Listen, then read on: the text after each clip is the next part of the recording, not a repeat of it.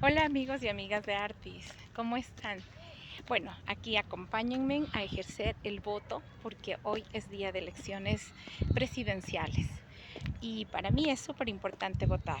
Para nosotros es obligatorio, pero para mí es algo, una simbología que expresa el deseo que tengo sobre mi nación. A propósito de eso, habíamos hablado en estos días acerca de la identidad. A propósito, subí eso en las historias porque hicimos un trabajo con México, con Colombia, con Chile y con nuestro mismo Ecuador. Y recordábamos a nuestros ancestros a través del bordado, de la fotografía, de la pintura, de las historias de nuestros abuelos. Y hablábamos también sobre esto de la identidad.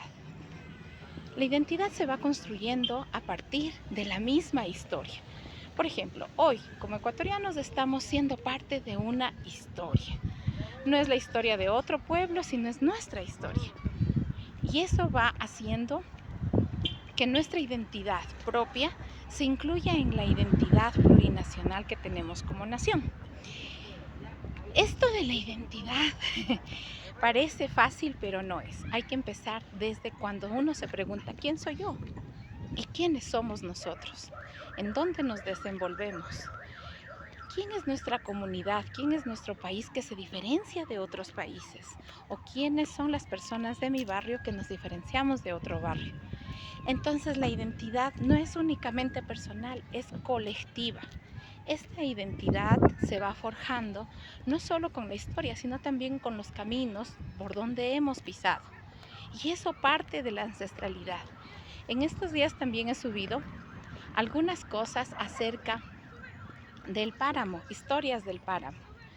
Entonces, ese caminito del páramo donde iban a conejear, que quiere decir cazar conejos, o también pastar las ovejas, 250 ovejas pastar en años anteriores cuando pertenecía a la hacienda.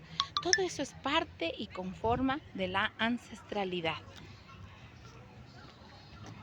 De esta ancestralidad que va implicando una construcción de historia social.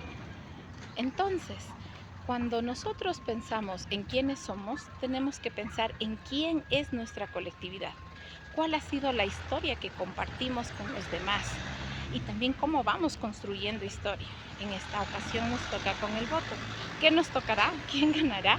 Pero es parte ya de nuestra identidad, de lo que queremos construir en comunidad. Es decir, la identidad no se construye en forma unilateral, sino en conjunto. Y bueno, a partir de estas reflexiones, también quiero recordar esto que escuché en estos días cuando recogía las historias del páramo. Una mujer adulta, de alrededor de unos 80 años, a pesar de haber vivido cosas tan difíciles en la hacienda, pero tan complicados porque ella y sus padres fueron peones de hacienda antes de que haya la reforma agraria. ¿Quién más que hubiera sufrido tantas cosas y tantas vejaciones muy cercanas a la esclavitud? Ella narraba, se perdía sus ojos en el recuerdo con tristeza, pero enseguida le brotaba una sonrisa. Qué capacidad de resiliencia para estas personas que han vivido momentos tan complicados y tan difíciles como aquellos que se vivían en tiempo de esclavitud, cuando obedecían al patrón de la hacienda. Y sin embargo, esta mujer de 80 años era capaz de sonreír ya cerca del final de sus días.